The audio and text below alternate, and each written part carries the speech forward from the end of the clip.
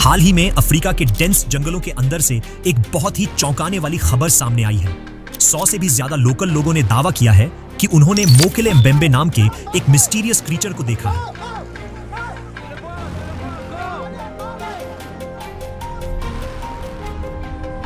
अब ये नाम सुनने में थोड़ा अजीब जरूर लगता है, लेकिन इसके पीछे की कहानी और भी ज्यादा अजीब है। मोकेले एम्बेम्बे को बहुत लोग अफ्रीका का जिंदा डायनासोर कहते हैं, और हैरानी की बात यह है कि ये कोई नई बात नहीं है। ये कहानी सालों से लोकल लोगों के बीच चलती आ रही है। कॉन्गो बेसिन, जो दुनिया का दूसरा सबसे बड़ा रेन फॉरेस्ट है, वहीं के मार्शी और घने इलाकों में ये कहानी सबसे ज्यादा सुनने को मिलती है। लोग कहते हैं कि वहां एक ऐसा विशाल प्राणी रहता है जो इतना ताकतवर है कि वो पूरी नदी के बहाव को रोक सकता है।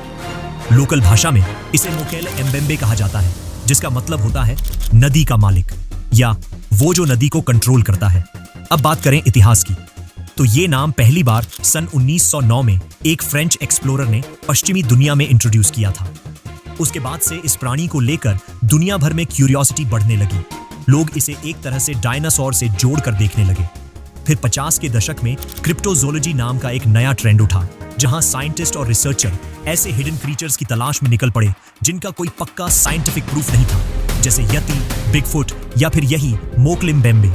और फिर आया जुरासिक पार्क जैसी फिल्मों का दौर, जिसने दुनिया को दिखा दिया कि लोग आज भी डायनासोर्स को लेकर कितने ऑब्सेस्ड हैं। यानी इंसानों में हमेशा से ये जिज्ञासा रही है, क्या कहीं आज भी कोई ऐसा क्रीचर जिंदा है जिसे हम एक्सटिंक्ट मान चुके हैं। लेकिन सबसे दिलचस्प बात यह है कि इतने सालों बाद अब ये पुराना लेजेंड एक बार फिर जिंदा हो गया है। एकदम हाल की रिपोर्ट्स और आंकड़े देखकर एक्सपर्ट्स भी हैरान हैं। नेशनल जियोग्राफिक की नई रिसर्च बताती है कि साल 2023 में इस क्रीचर के देखे जाने की रिपोर्ट्स में 300% का इजाफा हुआ है। यानी पहले के मुकाबले 3 गुना ज्यादा लोग दावा कर रहे हैं कि उन्होंने इस मिस्टीरियस क्रीचर को देखा है, और 2024 में तो ये संख्या और भी ज्यादा हो गई है। अब सवाल ये है कि जब आज की टेक्नोलॉजी इतनी एडवांस हो चुकी है, हम समंदर के 10,000 मीटर नीचे की चीजें भी रिकॉर्ड कर सकते हैं, तो फिर ऐसा कैसे हो सकता है कि अफ्रीका की बारिशों से भीगी घने पेड़ों से ढकी रेन फॉरेस्ट में इतना बड़ा जीव अब तक छुपा हुआ है। यहीं से एक दूसरी ज्यादा गंभीर बात निकलती है, इकोलॉजिकल इम्बैलेंस, यानी प्रकृति में हो रहा असंतुलन। एनवायरमेंटल एक्सपर्ट्स का कहना है कि कॉन्गो बेसिन जिस रफ्तार से गायब हो रहा है, वो एक खतरनाक चेतावनी है।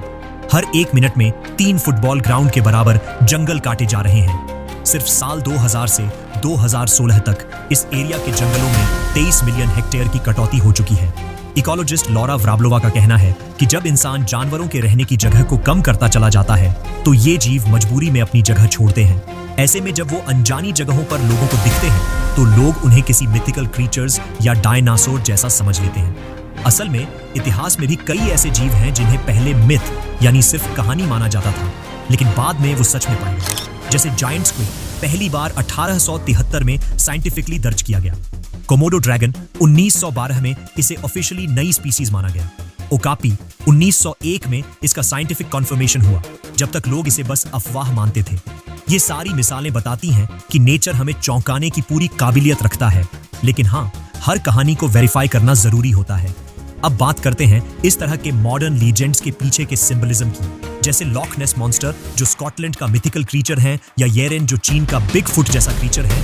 ये सिर्फ डरावनी कहानियां नहीं है, ये हमारी सोच और नेचर के बीच एक ब्रिज का काम करती है। मोकेले एम्बेम्बे भी सिर्फ एक डायनासोर जैसी चीज नहीं है। हो सकता है वो वाकई कोई एक्सटिंक्शन की कगार पर का जीव हो, या फिर जंगल में रहने वाले लोगों की तरफ से एक तरह की एनवायरमेंटल वार्निंग हो कि हमारी धरती संकट में है। जब हम इन कहानियों को गौर से देखते हैं, तो ऐसा लगता है जैसे सिर्फ हम ही इन्हें नहीं देख रहे, ये कहानियां भी हमें देख रही हैं और हमसे एक सवाल पूछ रही हैं। क्या हम सिर्फ इन रहस्यों को ढूंढना चाहते हैं, या इन्हें बचाना भी चाहते हैं? तो अब आप बताइए, आपकी नजर में ये मिस्टीरियस क्रीचर असल में क्या हो सकता है? एक जिंदा डायनासोर, या कोई जंगली हाथी, या कोई नई प्रजाति का विशाल जानवर जिसे अब तक ढूंढा नहीं गया है, या फिर कुछ और? कमेंट्स करके जरूर बताना। और अगर आपको ये वीडियो पसंद आई हो, तो वीडियो को लाइक जरूर करना, और चैनल पर नए हो तो इस चैनल को सब्सक्राइब करके बेल आइकॉन भी दबा दें, ताकि आगे आने वाली कोई भी वीडियो मिस ना हो। मिलते हैं अगली वीडियो में, तब तक के लिए स्टे क्यूरियस।